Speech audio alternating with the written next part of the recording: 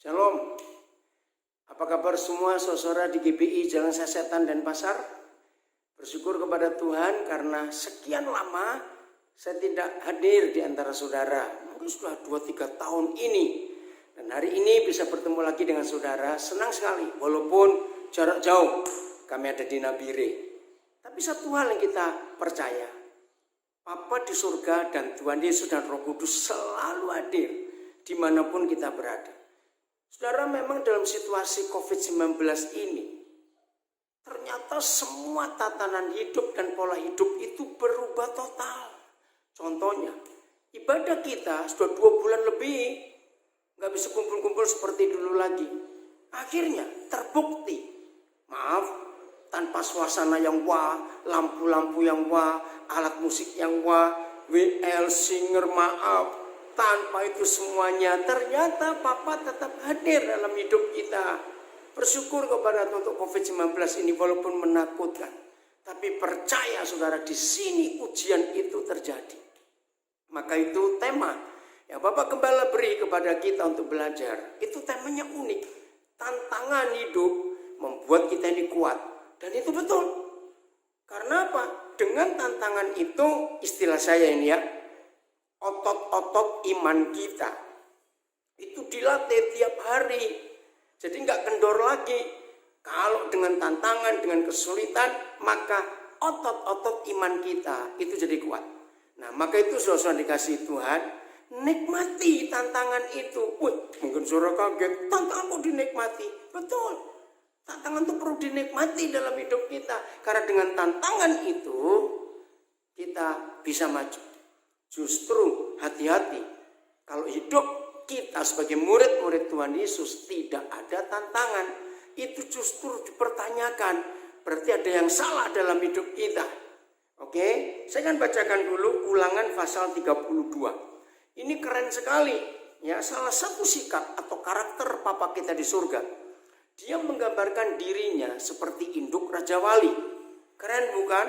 Nah, ini salah satu karakter dari Papa di surga.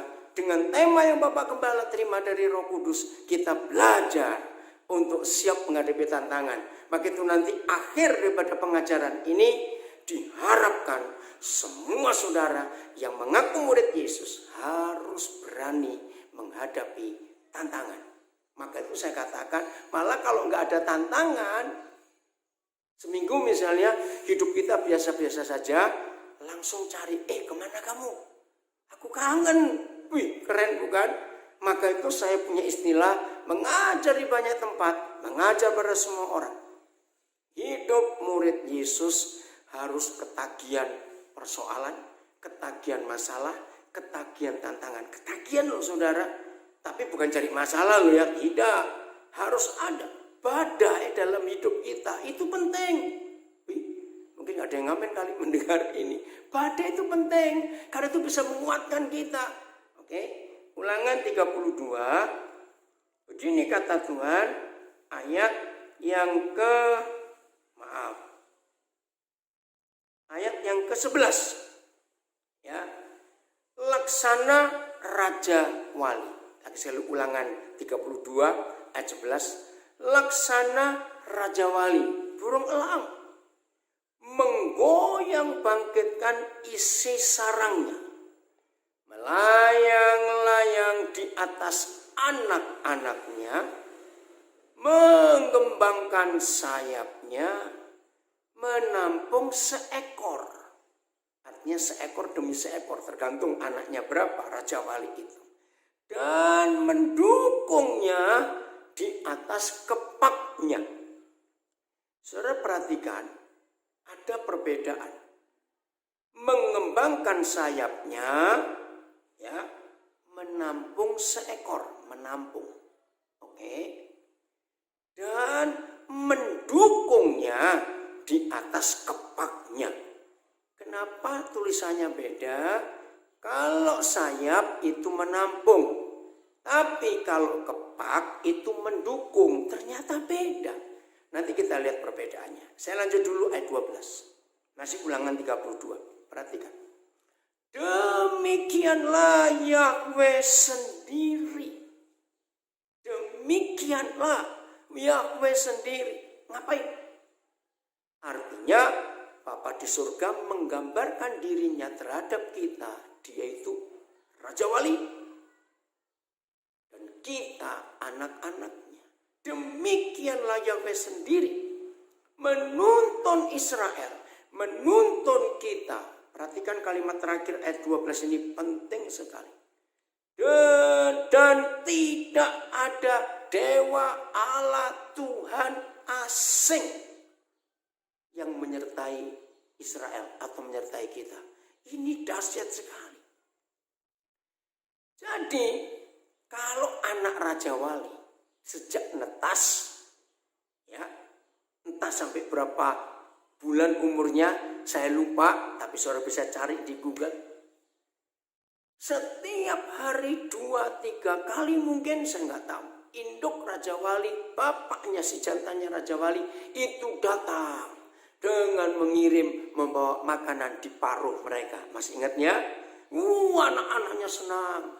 Mereka menunggu, kapan datang lagi mama, kapan datang lagi papa, ayo kita makan. Terus begitu. Tapi ingat, ada satu titik. Ketika Raja Wali ini, entah induknya, entah jantannya, yakin dan percaya, sudah waktunya anak-anak ini terbang dan cari makan sendiri. Sudah waktunya. Nah, yang tahu cuma mereka ya, kita nggak tahu. Begitu si induk dan si jantan yakin bahwa anak-anak mereka sudah mampu untuk menggunakan sayapnya. Saudara, perhatikan 3 hal yang dilakukan oleh si jantan dan si induk Raja Wali itu. Nomor 1, sarang mereka dirusak. Laksana Raja Wali menggoyang bangkitkan isi sarangnya. Jadi sarangnya diobrak-abrik. Saudara bayangkan, dari sejak anak-anak itu netas dari telur sampai mereka percaya ini anak-anak sudah bisa terbang sendiri. Masih ingat? Dalam hidup ini zona nyaman. Perhatikan, zona nyaman itu berbahaya. Kenapa berbahaya? Karena akan membuat kita nggak tahu bahwa kita ini bisa terbang. Maka itu harus diajar dan diberitahu supaya anak-anak Raja Wali ini bisa terbang sendiri. Nah, zona nyaman mereka adalah sarang mereka yang dibuat oleh induknya, yang dibuat oleh jantannya.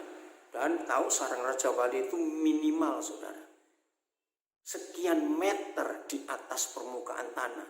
Tidak ada Raja Wali yang buat sarang itu 5 meter di atas permukaan tanah. Tidak ada. Mereka senang yang tinggi. Makin tinggi tempat itu mereka suka. Kenapa? Ada 2 alasan.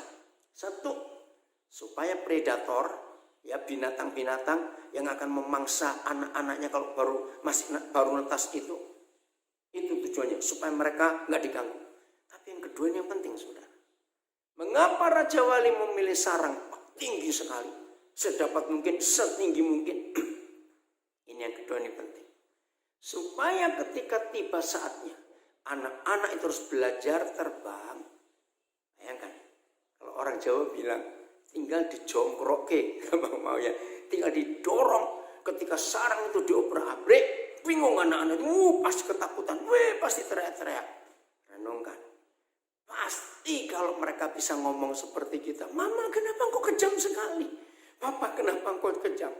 Ketika mereka harus didorong dari sarang sudah dirusak itu, saudara renungkan, pasti mereka ketakutan. Mungkin kalau kita pasti sudah mungkin maki-maki, maaf. Tuhan, kenapa engkau tinggalkan aku? Tuhan, kenapa engkau diam? Aku sudah doa puasa, Tuhan. Aku sudah doa pagi, Tuhan. Aku sudah memberi perpuluhan, maaf. Aku sudah begini, Tuhan. Kenapa engkau kejam? Tidak. Bapa di surga enggak pernah kejam kepada kita. Dia hanya ingin satu hal. Tinggalkan zona nyamanmu. Hadapi tantangan. Hadapi badai. Karena itu akan buat kamu kuat. Otot-otot imanmu kuat. Renungkan kalimat ini. Maka itu COVID-19 membuat seluruh dunia harus mengalami perubahan hidup. Maka itu selama 3 minggu, hampir 3 minggu ini, saudara dan saya mendengar istilah new normal. Nah, padahal menurut saya ini yang tidak normal. Bayangkan, biasanya bisa salaman, biasanya bisa pelukan, sekarang nggak bisa. Biasanya bisa kumpul-kumpul dekat, sekarang nggak boleh. Hari-hari seperti ini, maaf saya cuma guyon aja. Nggak usah dandan bagus-bagus lah, make up, tutupi masker, siapa mau lihat, maaf ya. Berubah semua tatanan hidup, saudara, gara-gara virus ini. Semua berubah. Pola makan, pola hidup, pola olahraga, pola pendidikan, sekolah, pola semuanya berubah. Sistem ekonomi, sistem politik berubah, saudara. Ini luar biasa, bahkan maaf ya, maaf. Orang-orang yang biasanya suka berzina, ganti-ganti pasangan, ini mulai mikir, saudara. Karena virus ini jahat sekali, maaf. Berubah, ya yang nekatnya masih banyak, biarin dah. Yang penting kita mau berubah dalam hidup ini. New normal. Menuju kepada kenormalan baru yang seharusnya tidak normal. Tapi secara kebenaran firman Tuhan, kita diajarkan mau tidak mau kembali kepada pola Alkitab. Ingat Yusuf di Mesir sendiri. Ingat Musa di Mesir sendiri. Betul? Ingat Daniel, Sadrak, Mesak, Abednego cuma 4 orang. Bagaimana mereka bisa ibadah baik-baik? Tapi di situ Tuhan hadir. Daud sendiri di padang penggembalaan sendiri. Nah, hampir 3 bulan ini saudara dan saya, seperti saya katakan tanda kutip, dipaksa untuk hidup di dalam sebuah kenormalan baru yang kita harus ikuti, tidak bisa tidak. Maka itu hari ini saudara, tema yang Bapak Gembala beri kepada kita ini sungguh luar biasa. Berani menghadapi tantangan hidup. Walaupun mendengar kata tantangan tidak enak, tapi harus kita alami. Oke? Masih ulangan 32. Begitu sarangnya dirusak, anak-anak mereka berteriak, mungkin berkata, "Papa jahat, mama kejam. Kenapa sarang kami, zona nyaman kami diobrak-abrik, terus kami harus bagaimana?" Pasti nggak dipedulikan oleh induknya dan jantannya itu. Terus begitu sarangnya hancur, maka induk dan jantan Raja Wali mengembangkan sayapnya. Begitu sayapnya dibuka, maka mereka angkat satu persatu anaknya, ditampung di pundak ya. Begitu pertama ditampung, pasti logika anak-anak, weh, seneng bukan? Sama seperti anak-anak kecil, digendong papanya di pundak sini, terus diajak lari, wah senang sekali. Tunggu, ini nggak sampai menit. Begitu mereka rasa nyaman didukung di sayapnya yang sudah dikembangkan, tiba-tiba ditampung di sayapnya, tiba-tiba saudara, sayap itu dikepakkan. Bisa bayangkan? Begitu saya dikepakkan, ayo, kaget nggak anak-anak Raja Wali ini? Pasti kaget. Begitu mereka kaget dan mau jatuh. Ini yang saya pelajari. Pasti kuku mereka langsung mencengkeram bagian sayap ini. Karena takut dicengkeram, saudara. Berdarah. Karena kuku Raja Wali itu tajam. Makin tinggi si induk dan si jantan membawa anak-anak itu terbang, makin dikepakkan sayapnya, makin kuat cengkeraman itu. Renungkan. Begitu si induk dan si jantan yakin sudah cukup untuk melepas mereka. Saudara tahu bagaimana cara anak-anak mereka bisa lepas dari cengkeramannya? Ini yang saya kagum. Maka dengan kekuatan full, dengan seluruh tenaga si induk dan si jantan, dia Wah, ngerti? Wah. Belum lepas. Cengkeramannya masih kuat si anak ini. Makin kuat. Pokoknya kamu harus lepas dari pundakku, dari sayapku. Lepas. Wah, dikepakkan lagi, dikepakkan lagi, dikepakkan lagi. Lepas akhirnya. Wih, sekarang bayangkan. Waktu mereka lepas dari apa itu istilahnya saya pakai lagi, dukungan kepaknya. Terus induknya dan jantannya minggir. Ayo bayangkan, bagaimana di ketinggian begitu tinggi, anak-anak Raja Wali pasti teriak-teriak. Wah, mungkin tolong. Ditolong? Tidak, catat, tidak akan ditolong. Loh, diapain?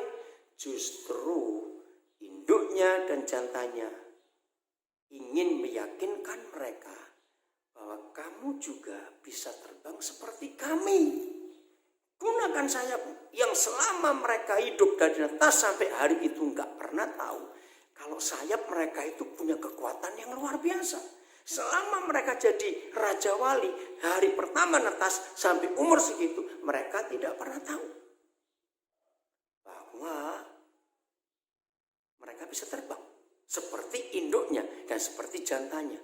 Keren gak itu, saudara? Maka itu ayo mulai hari ini saudara dan saya hidup sebagaimana firman Tuhan ini. Sudah waktunya kita nggak minum susu lagi, makan makanan lembek lagi, enggak. Sudah bukan waktunya.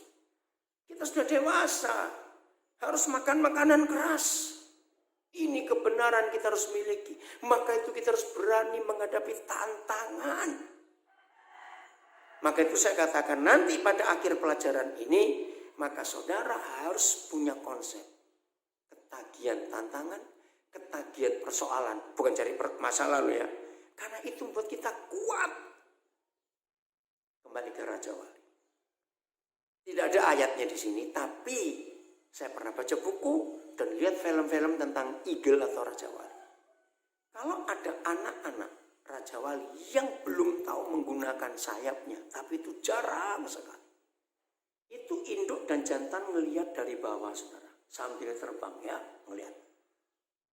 Kalau mereka tahu ada salah satu anak mereka yang betul-betul ketakutan, nggak tahu mesti bagaimana, jadi terjun bebas begitu. Saudara, dalam kisah hidup Raja Wali, saya terharu. Langsung si induk atau si jantan, buat dengan cepat mereka naik dan tampung lagi, dukung lagi di atas sayapnya. Udah. Lepaskan lagi, belum bisa terbang, tampung lagi, angkat tinggi, terbang tinggi, lepaskan lagi. Pokoknya sampai mereka yakin anak-anak itu bisa menggunakan sayapnya. Oke, renungkan sendiri lebih jauh. Berikut, sekarang bayangkan, kalau kita anak-anak Raja Wali yang dilatih untuk berani menghadapi tantangan. Dengarkan ini. Begitu kita masing-masing sadar, woi, aku bisa terbang seperti indukku, seperti bapakku. Ayo jujur jawab. Mau balik ke sarang lagi? Ayo cepat jawab. Mau balik ke sarang lagi? Gak mungkin, saudara, gak mungkin. Setuju gak saya ngomongin? Maka itu ketika new normal, kenormalan baru harus kita hadapi. Jangan ku ingin seperti dulu lagi. Awas, saudara. Kita sudah berubah total. Saya cuma cerita ya. Salah satu pertanyaan sekian banyak orang, banyak tentang saya. Di lockdown, dikunci di Papua, memang rumah kami di Papua, sejak Maret yang lalu. Pertanyaan yang sama dari semua orang yang kenal saya di seluruh dunia. Apa Koden gak stres? Apa Koden gak bagaimana? Kenapa, saudara? Saya itu gak mau diem sehari aja, enggak. Saya ini kalau terbang ya saudara, maaf ya saya cuma cerita. Minimal setahun itu 200 kali saya terbang. Itu minimal. Enggak pernah di bawah 200. Nah, Bayangkan, saya itu hidup bergerak terus. Tiba-tiba dikunci seperti ini. Bayangkan. Nah, saya tiba di Nabire tanggal 23 Maret. Ya, setelah sekian banyak pelayanan dibatalkan karena kondisi. Nah, dari 1 Januari sampai 23 Maret, saya ini nyatetin terbang, hari ini kemana, naik pesawat apa, saya suka nulis. Ternyata sampai 1 Januari sampai 23 Maret, itu saya sudah terbang 44 kali. Bayangkan, belum 3 bulan, 44 kali. Banyak. Nah, ini yang saya lakukan dalam hidup. Maka itu ayo, selama kita hidup ini kita betul-betul jadi berkat. Dan ternyata setelah saya 2 bulan lebih dikunci sini, saya ternyata makin sibuk, saudara. Aneh bukan? Kok bisa makin sibuk? Coba hari ini saja.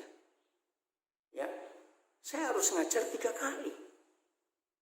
Minggu kemarin waktu Pentakosta, tanggal 31 Mei. Wah, itu keren. Saya bisa khotbah di 3 negara, di 3 benua. Nah, bagaimana caranya? Pagi, saya ngajar di Nabire, online. Siang, saya khotbah di Sydney, online juga pakai video. Sorenya, malam ya, menjelang malamnya, saya khotbah di Los Angeles. Jadi di Indonesia, benua Asia. Lalu siang saya di benua Australia. Lalu malam saya di benua Amerika. Ayo, kalau nggak ada COVID-19, mana bisa? Ini yang luar biasa. Tapi, ini saya cuma cerita, jangan mikir macam-macam. Sampai orang-orang yang tahu itu heran. Anak saya kerja di Gerapari apa sampai heran. Papa ini telepon siapa? Jadi dari April, Mei, saya bayar telepon, saudara. Jangan kaget ya. Dan saya kalau berkat ini bukan saya minta uang. Saya bayar telepon 2 bulan itu 6.700.000 atau hampir 7 juta. Kaget orang-orang. Lu telepon, nah itu karena saya banyak telepon, saya banyak menggunakan. Kan semuanya harus pakai telepon. Bayangkan. Belum pernah seumur hidup saya bayar telepon semahal itu. Tapi itu berkat. Maka itu saya enggak stres. Saya betul-betul menikmati tantangan baru. Artinya, nah maka itu ayo mulai hari ini kita belajar akan kebenaran ini, saudara. Tantangan itu perlu dalam hidup kita. Jangan takut tantangan. Sudah ya? Jadi anak-anak Raja Wali tidak mungkin ingin balik ke sarangnya lagi. Enggak mungkin mereka bilang, ma jangan kejam ma, tolong buatin sarang lagi ma, tolong buatin sarang, kami mau di situ saja. Enggak mungkin ada. Mungkin kalau manusia sih ada, maaf jangan tersinggung. Tapi kalau Raja Wali tidak mungkin ingin balik ke sarang itu lagi. Sebab mereka sudah menikmati. Karena tahu Raja Wali? Kalau perlu ditayangkan ke film tentang Raja Wali. Burung ini beda dengan banyak burung yang lain. Salah satu bedanya adalah mereka itu kalau dalam berapa hari nggak ketemu badai, mereka itu gelisah. Aneh bukan? Maka itu Raja Wali ini selalu menunggu badai. Loh kok aneh? Begitu insting mereka tahu sebentar lagi ada badai, maka mereka rame-rame terbang ke arah badai. Di situ mereka akan berteriak senang, ore. Sebab ini logika anak-anak. Kalau Raja Wali terbang di tengah badai, hemat energi. Loh kok bisa? Karena sayapnya cuma diangkat gitu, terus mereka melayang. Kita nggak sering melihat Raja Wali. Ya, satu-satunya burung terbangnya tinggi, lama, dan nggak kelop itu. Lain dengan anak ayam atau ayam. Baru terbang berapa meter, so bubuk ributnya nggak karuan. Kalau Raja Wali tidak. Maka itu kenapa Papa di surga menggambarkan hidup murid-murid Tuhan Yesus. Bukan seperti ayam atau bebek, maaf. Tapi mengapa Alkitab menuliskan bahwa kita ini seperti Raja Wali? Ada banyak ayat itu di Alkitab. Sekarang kita tahu. Sebelum mereka jadi Raja Wali yang bisa terbang tinggi, latihannya seperti ini. Demikianlah Yahweh sendiri, ayat 12 ya, menuntun engkau, dan tidak ada Tuhan dewa Allah asing yang menyertai kita. Tidak ada.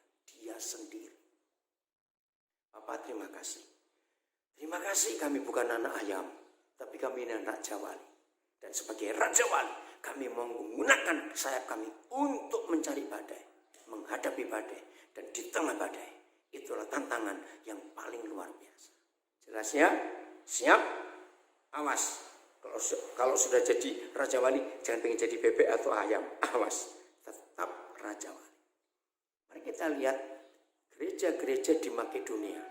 Ini contoh yang luar biasa. 2 Korintus 8. Ya. Ini gereja-gereja yang ada di Makedonia. Keren sekali saudara, 2 Korintus 8. Kiranya Roh Kudus menolong kita untuk siap menghadapi tantangan demi tantangan ini. Ayat pertama sampai 3, 2 Korintus 8. Judulnya menarik, pelayanan kasih. Saudara-saudara, kami hendak memberitahukan kepada kamu apa? Tentang kasih karunia yang dianugerahkan kepada jemaat-jemaat di Makedonia. Saudara kalau mendengar tentang kasih karunia yang dianugerahkan kepada kita misalnya, itu pasti bayangan kita, wah aku sukses, aku diberkati, wah aku luar biasa karena mendapat kasih karunia. Tapi tunggu dulu. Saya ulangi lagi ayat 1, pelayanan kasih judulnya. Saudara-saudara, ini kesaksian Paulus. Saudara-saudara, kami dengan timnya ya hendak memberitahukan kepada kamu tentang kasih karunia yang dianugerahkan. Kan kita dapat anugerah juga bukan? Yang dianugerahkan kepada jemaat-jemaat atau gereja-gereja di Makedonia. Apa bentuk kasih karunia yang mereka terima dari Tuhan? Ternyata nggak enak. Lihat, saya persatu akan uraikan. 1, ayat 2. Selagi dicobai dengan berat. Coba renungkan. Mendengar kata pencobaan atau dicobai. Apa yang muncul langsung di benak kita? Apa yang kita rasakan ketika mendengar kata dicobai? Itu pun gak sekedar pencobaan. Dengan kondisi dicobai dengan berat. Coba renungkan, ini kasih karunia. 1 ya, dicobai dengan berat. Oke. Yang kedua, dalam pelbagai penderitaan. 2 ya. 1, dicobai dengan berat. 2, dalam pelbagai penderitaan. Nah, saudara bayangkan. Dengar kata penderitaan saja. Rasanya, Tuhan tolonglah, jangan bawa kami. Tapi pelbagai. Nggak tahu berapa macam penderitaan yang gereja-gereja Makedonia alami. Mungkin 4, mungkin 7, saya nggak tahu. Pokoknya pelbagai penderitaan. Saudara perhatikan apa yang keluar dari hidup gereja-gereja Makedonia yang mengalami pelbagai pencobaan dengan segala penderitaan, pelbagai macam penderitaan. Lihat ayat 2, masih ayat 2. Sukacita mereka meluap, sukacita. Dalam kondisi mereka mengalami pencobaan yang berat di dalam pelbagai penderitaan. Kok bisa sukacita mereka meluap? Karena gereja-gereja Makedonia sudah terbiasa dengan tantangan. Saudara tinggal di Bali tahun 79. Pertama kali saya ke desa Blimbing Sari dan Ambiar Sari yang ada di Singaraja. Tolong catat ya, 2 desa itu ada datanya di UNESCO, di PBB. Mereka ditetapkan oleh Situs Dunia sebagai tempat yang indah kampung Bali yang terbersih. 79 saya ke sana. Dengan Pak Arkelaus, hamba Tuhan, saya nggak tahu masih hidup atau tidak, dari gereja Kemah Injil yang ada di Denpasar, Pak Arkelaus. Waktu itu kami ke Bali, saya satu tim 6 orang untuk perjalanan ke Kupang. Tapi mampir Bali, dulu kami naik kapal. Dari Surabaya, Tanjung Perak, kami ke Bali naik kapal. Pesawat, nggak mungkin, hanya untuk orang kaya. Zaman itu bis malam juga belum ada. Ya, 79 naik kapal. Dari Bali setelah pelayanan kami ke Timor, itu tahun 79, naik kapal lagi. Saudara, saya itu kaget. Lu kenapa bisa begini? Nah, tahun 84 saya kenal dengan mantan bishop Gereja Kristen Protestan Bali. Beliau masih hidup, sudah 80 tahun umurnya. Kalau saudara pernah tahu sejarahnya Dianapura, hotel yang di Kuta, sayang. Inilah jahatnya setan merusak gereja. Hotel terbesar pertama di Pulau Bali bukan Bali Beach, tapi Dianapura. Sekarang saya nggak tahu jadi apa. Lalu Pak, namanya Dr. Iwayan Mastra. Saya panggil dia Pak Mastra. Nah, Pak Wayan Mastra dalam sejarah Bali adalah orang Bali pertama yang jadi doktor lulusan Amerika. Tahun 69 kalau saya tidak salah, atau 71, saya nggak ingat ya, 69 mungkin, saya lupa. Pak Master ini lulus dari Amerika sebagai dokter, pulang ke Bali. Dan dia bawa uang, hasil kerja dia selama kuliah, itu kerja di perpustakaan, maka semua kerjaan diterima oleh Pak Wayan, masih muda. Nah, waktu pulang bawa sekian ribu dolar. Nah, teman-temannya bilang, beli taksi. Waktu itu turis mulai masuk ke Bali. Tapi Pak Wayan ini punya ide yang saya pakai sampai hari ini. Dari filosofi orang-orang tuanya.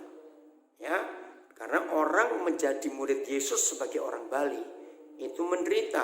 Karena dikucilkan. Subak nggak bisa dapat. Banyak ya, itu dulu. Sekarang sudah berubah. Toleransi sudah tinggi. Nah, Pak Wayan punya konsep. Kalau punya uang, belikan barang yang buatan Tuhan. Jangan buatan manusia. Semua barang buatan manusia sehebat apa. Begitu kita beli, nilainya turun. Tapi kalau kita beli yang buatan Tuhan, apa buatan Tuhan? Ada 3. Tanah, ternak, dan emas. Nah, Pak Wayan begitu pulang dari Amerika, dapat uang. Dia beli tanah di Kuta dan itu Dianapura. Dan dia beli tanah di Legian. Maka itu berdiri di rumah beliau Hotel Mastapa Garden. Berapa kali saya nginap di tempat itu. Berapa kali saya nginap di Dianapura. Nah, saudara, karena hidup sebagai gereja di tanah Bali, Pulau Bali waktu itu sangat susah. Maka itu sampai hari ini semua gereja, pendeta gereja Bali tidak boleh ada yang full time. Maka itu gereja Bali ini gereja paling kaya di Indonesia. Punya hotel, punya kampus, universitas, punya jasa catering, tata boga marga, punya politeknik, punya banyak panti asuhan. Istri-istri para pendeta di Bali pasti punya usaha entah salon, toko souvenir, rumah makan, apa saja. Karena ada penderitaan, ada tantangan. Maka itu mereka harus berjuang. Maka itu gereja Bali beda dengan banyak gereja yang lain. Apalagi kalau dibandingkan, maaf ini, gereja-gereja aliran karismatik atau Pentakosta.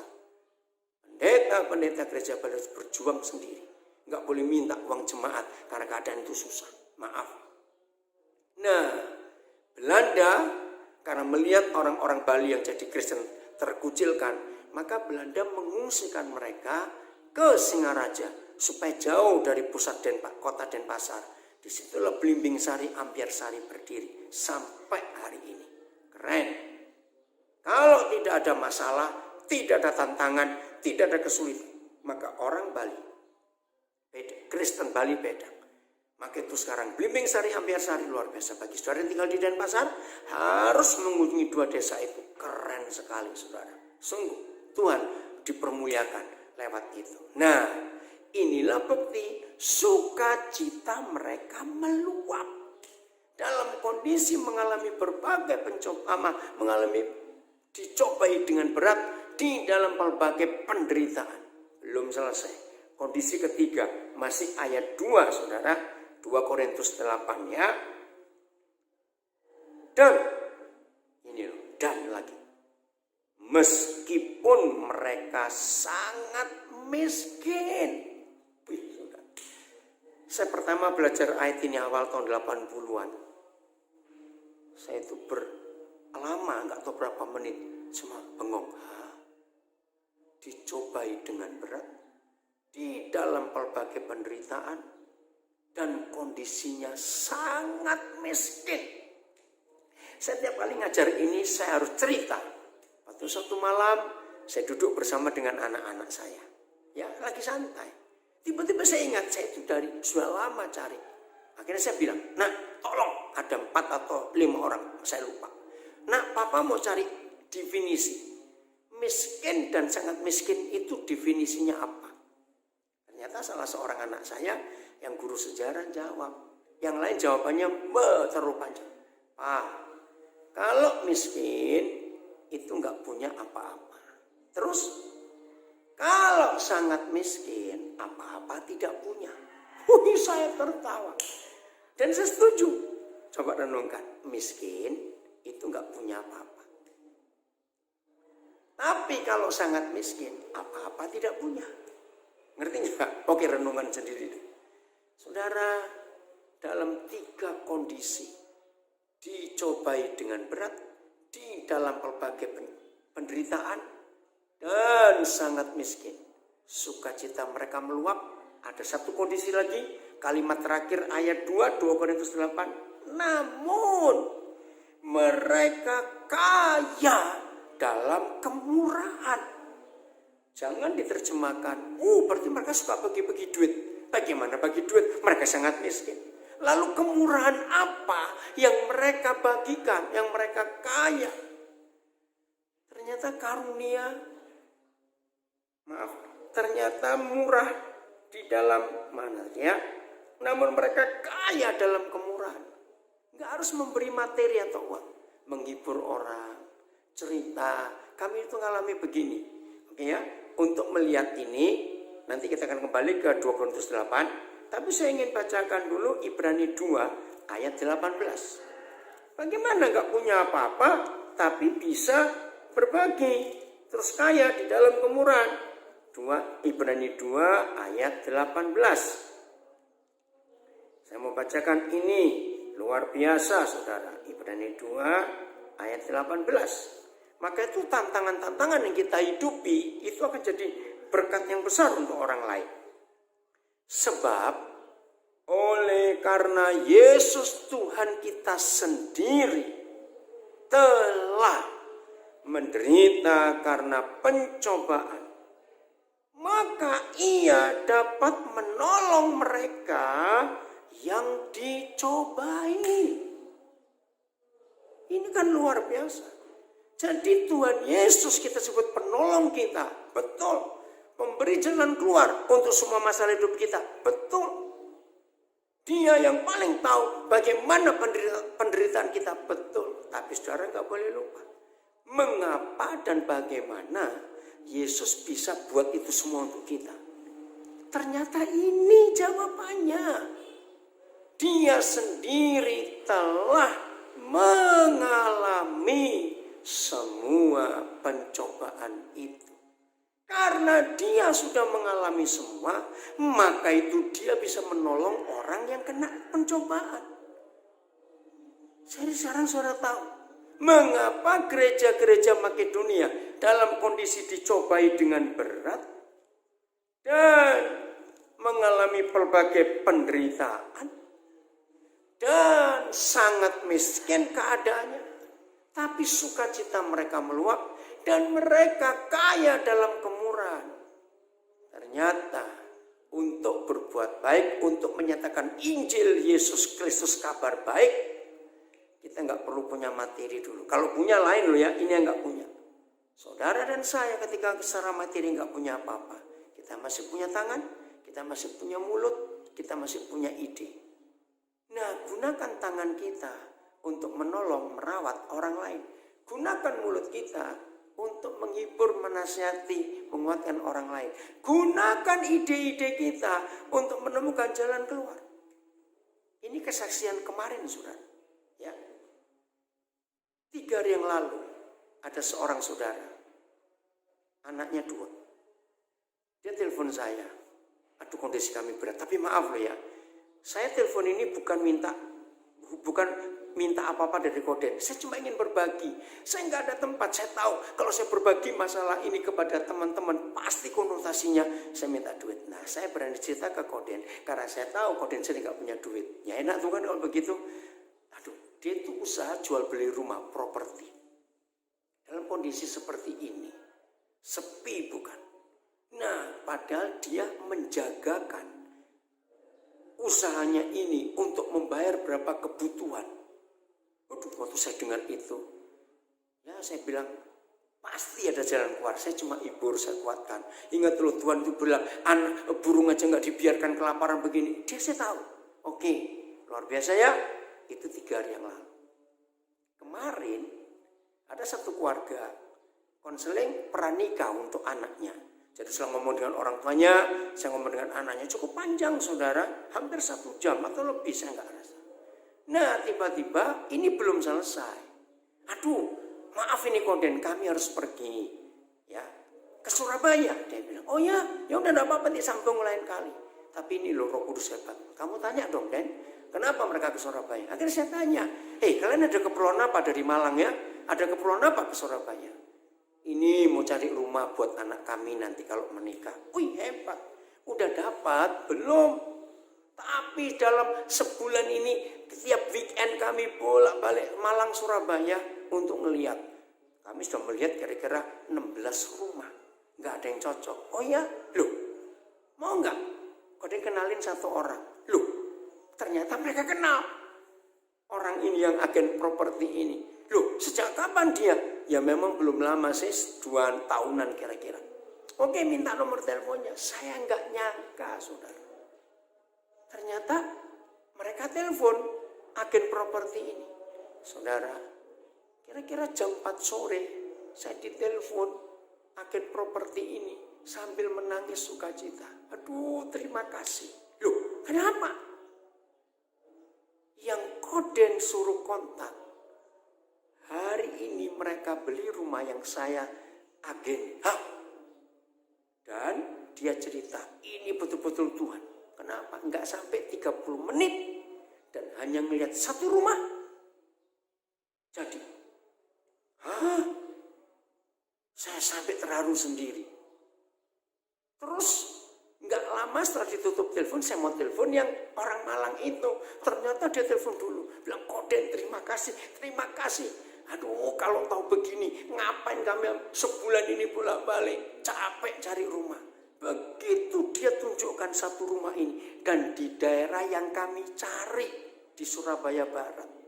Begitu kami masuk rumah itu, kami sekeluarga, suami istri 3 anak. Sejahtera, seneng lihat rumahnya. Wih, enak sekali, harganya pun cocok. Saudara, beli rumah itu kan gak gampang. Ini gak sampai 30 menit langsung jadi.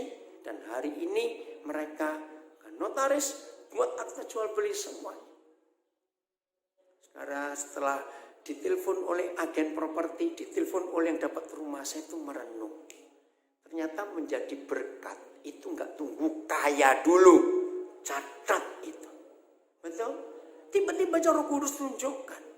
Nah, ini contohnya. Maka itu dalam kondisi ngalami berbagai pencobaan, dalam penderitaan yang berat dan sangat miskin, tetap saudara dan saya bisa punya hati yang melimpah.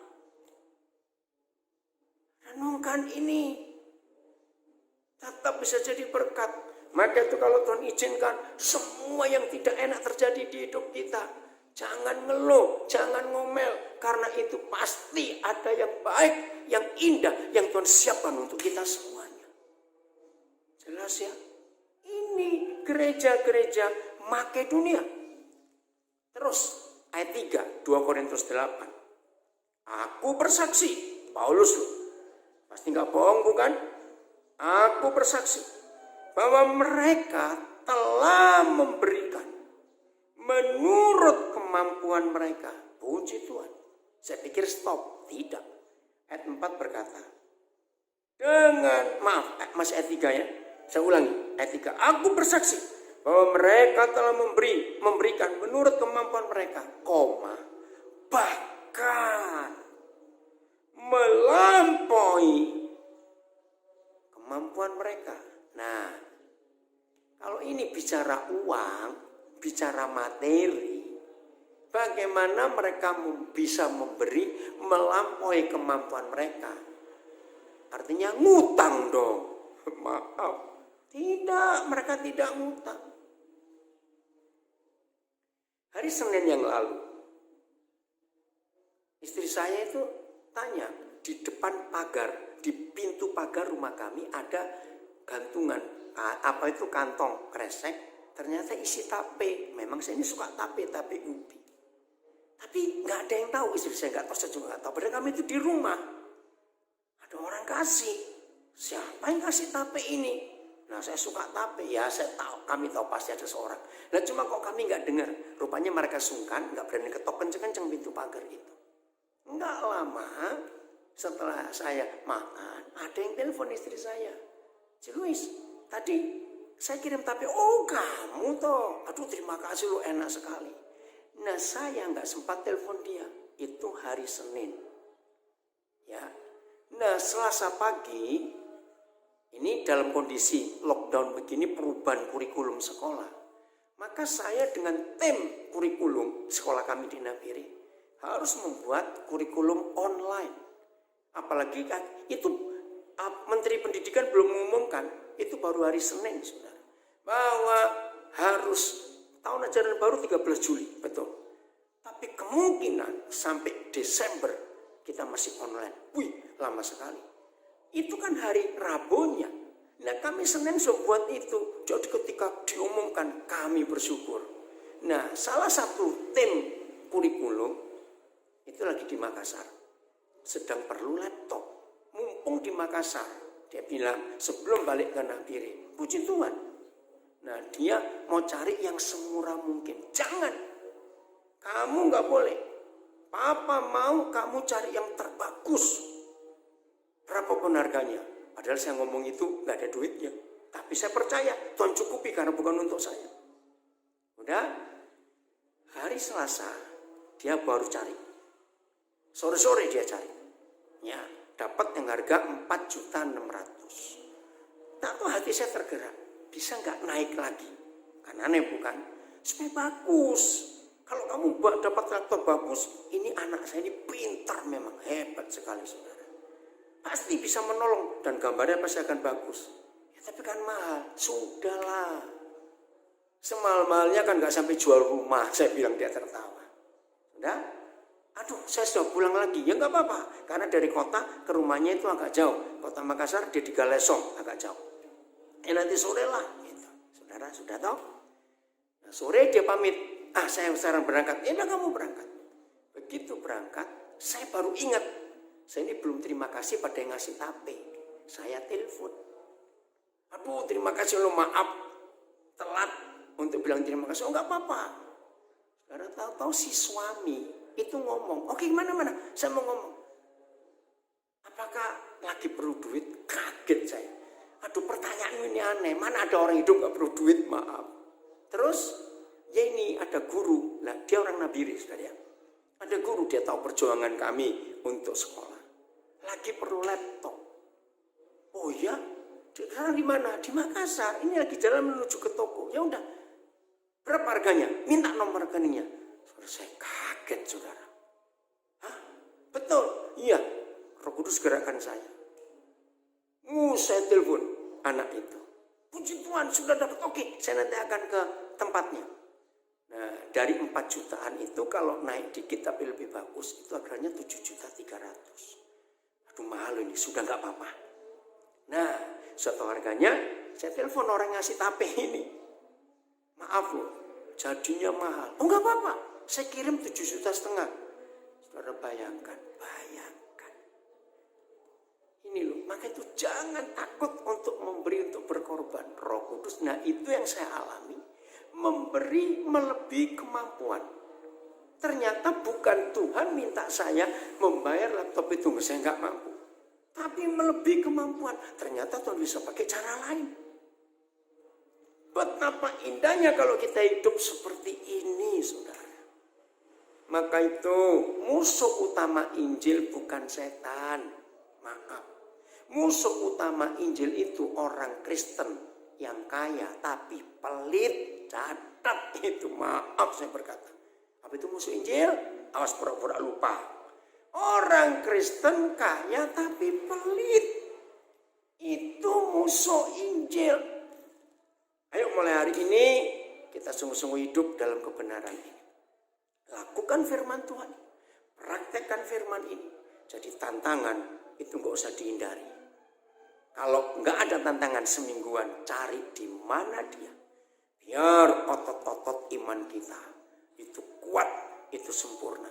Dan kita berani menghadapi tantangan yang macam-macam. Jadi siap ya untuk menghadapi semua itu. Terakhir, ayat 4, masih 2 Korintus 8. Dengan kerelaan sendiri, mereka meminta dan mendesak kepada kami. Tolong catat. Mereka meminta dan mendesak kepada kami. Siapa mereka? Orang-orang Makedonia, jemaat-jemaat Makedonia yang mengalami berbagai macam penderitaan. Dicobai dengan berat. Dalam kondisi yang sangat miskin. Tapi mereka masih mendesak. Ini kata penting. Dan meminta kepada kami. Supaya mereka juga beroleh kasih karunia. Untuk mengambil bagian dalam pelayanan kepada orang-orang kudus. Ayo jujur, apa yang kita buat selama COVID-19 yang merajalela? Mereka mendesak Paulus yang timnya. Terima apa yang kami buat. Ayat 5. Mereka memberikan lebih banyak daripada yang kami harapkan. Itu kan luar biasa, saudara. Mereka memberikan lebih banyak dari yang kami harapkan. Mereka memberikan diri mereka. Pertama-tama kepada Tuhan. Kemudian oleh karena kehendak Tuhan. Juga kepada kami. Gereja Tuhan yang dikasihi Tuhan. Ayo mulai hari ini kita dengan sungguh-sungguh. Jangan takut tantangan hidup. Supaya kita makin kuat. Ayo kita selalu mau berbagi untuk banyak orang. Ayat terakhir Filipi 2 ayat 21. Gimana caranya kita bisa berbagi seperti itu? Ternyata motivasi kita menentukan. Filipi 2 21. Saya suka ayat ini, ayat emas saya. Sebab semuanya mencari kepentingannya sendiri. Bukan kepentingan Kristus Yesus. Aduh ngeri, saudara. Pertama saya belajar ayat ini, saya berkata, kalau semuanya mencari kepentingannya sendiri, berarti saya juga dong, semuanya kok. Tapi saya nggak mau. Yang Tuhan cari di antara kita murid-muridnya adalah murid-murid Yesus. Yang konsep hidupnya, motivasi hidupnya, tujuan hidupnya bukan menyenangkan diri sendiri, tapi mencari kepentingan Kristus Yesus. Apa kepentingan Tuhan kita Yesus? Keselamatan jiwa-jiwa. Tidak ada yang lain. Maka itu ayo mulai hari ini, saudara, kita hidup dalam kebenaran ini. Supaya kasih Tuhan nyata untuk hidup kita semuanya. Mau ya jadi pelaku firman Tuhan? Oke, sampai jumpa di Denpasar. Tuhan Yesus memberkati saudara semuanya, pada Pak Gembala, Ibu Gembala, dan semua pelayan Tuhan di GBI Jalan Sasetan. Jadilah berkat, jadilah pelaku firman, termasuk semua kita yang mendengar firman Tuhan ini. Tuhan Yesus memberkati, sampai kita jumpa lagi.